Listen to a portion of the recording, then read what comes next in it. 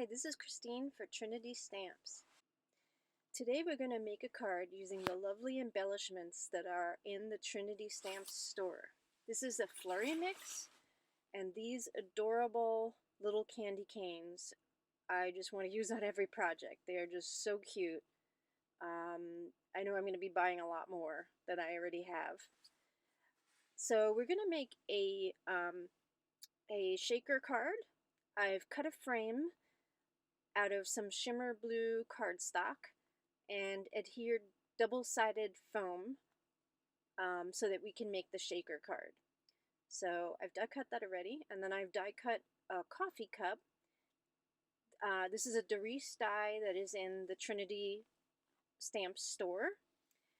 I've die cut it out of shimmering cardstock gold dust. It almost looks more like a champagne than a gold from Crafter's Companion.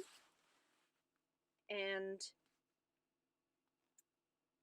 so I'm going to use folded over acetate sheets. I'm doing things a little differently than I normally would. I have an acetate sheet from Hero Arts.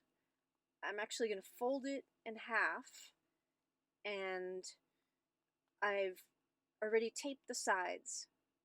I'm going to put a lot more of the flurry mix in this pocket, acetate pocket, and then I'm going to seal it shut using double-sided adhesive tape. I actually, normally I want things in the shaker card to move around. This, I just envisioned it not as much moving around, so that's why I'm making it like this today. So I put a whole bunch of the sequin mix in there, and I'm going to adhere it shut with some double-sided adhesive tape, and then put that as a sandwich in between. So I've here now sealed it shut, and it can move around some, but not as much as it normally would. So I'm going to take an A2 card base and sort of make a sandwich of this. Then put the acetate pocket between the card base and the frame. So there, I'm already putting it in there. Since the frame has so much adhesive, strong adhesive on it, the foam, double-sided adhesive foam that I use has really strong adhesive on it. I actually don't need any other adhesive. It's going to keep it in place. So here I'm just placing it, everything on top.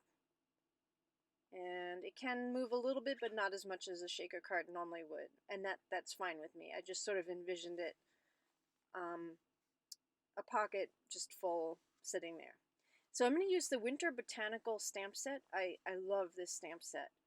I've die cut and colored a bunch of images and actually foiled a bunch of images from this stamp set. And I'm going to place them in different parts of the card. And I've showed how to foil on a different video, so that's why I'm not showing it again. I wanted this poinsettia to have a little bit of dimension, so I'm curling the edges of one of the images, and then I'm going to glue that in the middle of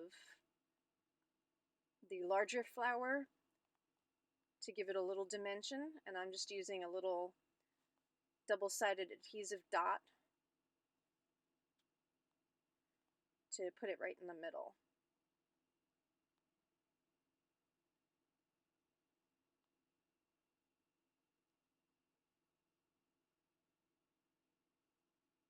And there I'm pushing it down.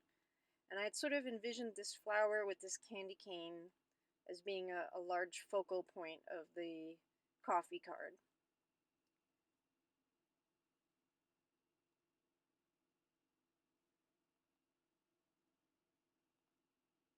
So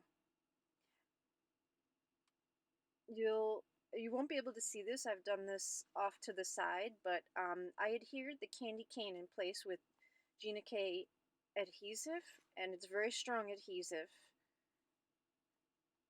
and the candy cane will stay put. Even if you send it in the mail, I believe that it will stay put. So now I'm starting to adhere the other images. I'm using double-sided adhesive tape. I will use the glue for some things, and some things I'll use double-sided adhesive tape. If I'm worried about the item getting a little bit wet, I won't use adhesive glue. I'll use double-sided tape. So here I'm just putting different images around, trying to make the coffee cup and candy cane the focal point of the whole card, and just embellishing with different images from the winter botanical set from Trinity Stamps.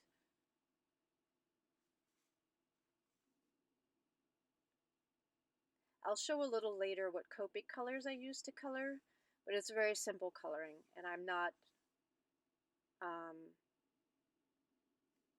great. I'm still in the learning process of how to Copic color, so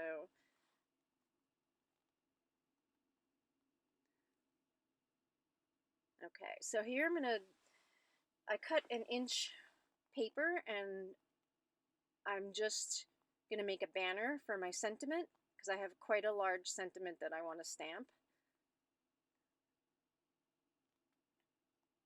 And you can cut it any way you wish. Here I'm using the magical sentiments.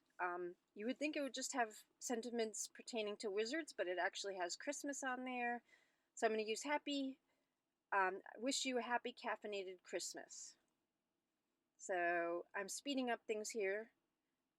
Caffeinate is from the Coffee with Character sentiments.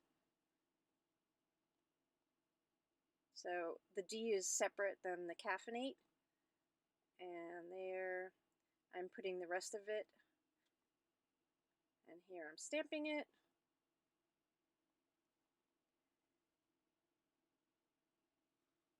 And actually here I'm using Versamark ink. I'm embossing it.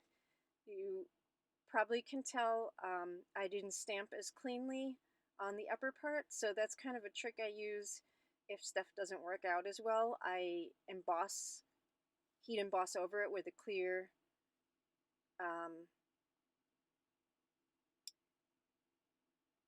clear embossing powder, and it just sort of helps things look a little bit neater. So there, I just heat embossed it.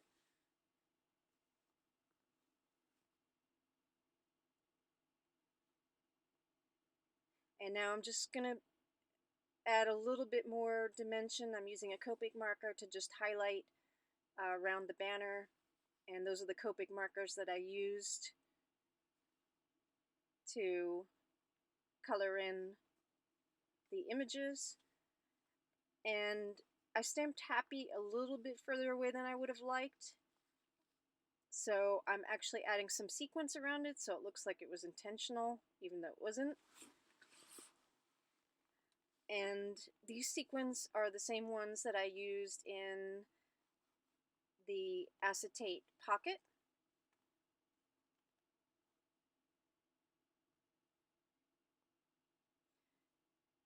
And I'm using a jewel picker to place everything where it needs to go, and using the Gina K adhesive.